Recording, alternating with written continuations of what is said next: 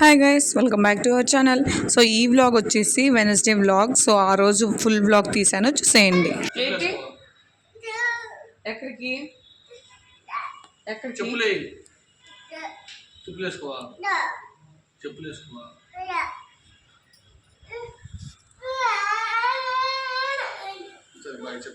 Bye.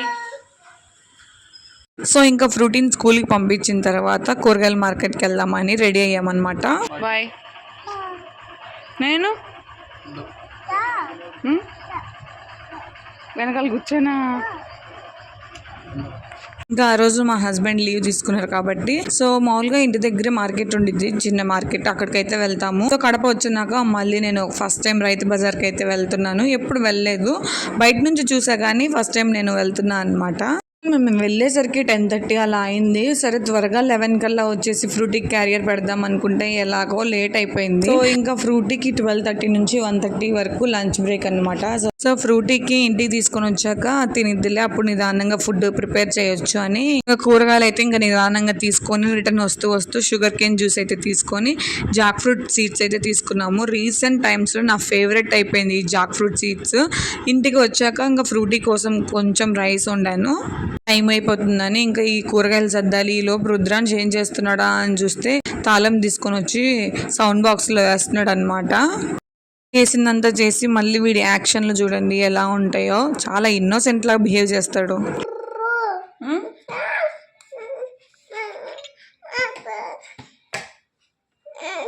Frutti కోసము egg bhurji white rice అయితే prepare చేశాను.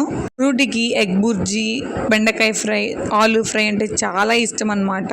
తనకి బాగా నచ్చింది, అందుకే బాగుందని చెప్తుంది ఇక్కడ. తర్వాత తిన్నాక ఫ్రూటీ చూడండి ఎంత స్టైల్ గా పడుకొని కీరా తింటుందో. వెనకాల రుద్రాన్ని చూడండి బొమ్మలన్నీ ఎలా చేశాడో. మా కోసం అయితే మా హస్బెండ్ ఇంకా ఆఫ్టర్నూన్ కి చికెన్ అయితే తీసుకొని వచ్చారు. ఆఫ్టర్నూన్ తిని ఇంకా ఈవినింగ్ ఫ్రూటీ స్కూల్ నుంచి రాగానే పిల్లల కోసము పార్క్ కి తీసుకెళ్తున్నాము, కాసేపు ఆడుకుంటారని.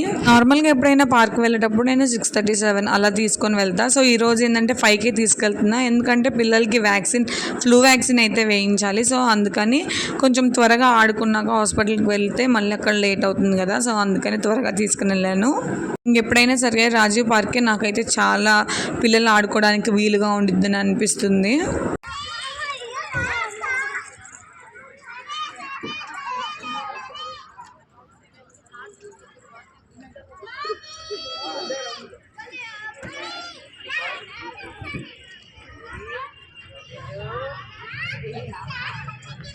ఇక్కడేమో రుద్రాంశ్ని వాళ్ళ డాడీ భయపెడుతున్నాడు అనమాట. రుద్రాంశ్కి హైట్స్ అంటే చాలా భయము. సో వాడిని అయితే అక్కడ నుంచోబెట్టి వాళ్ళ డాడీ ఏడిపిస్తా ఉన్నాడు. రుద్రాంశ్ ఏమో ఇంక ఇక్కడ నేను నుంచొని ఉంటే నన్ను పిలుస్తున్నాడు దాదా మమ్మీ అని.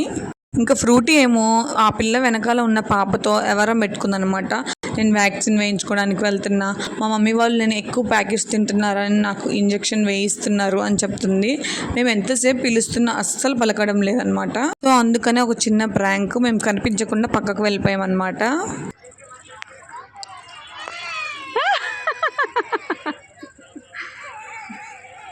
చూసేసింది.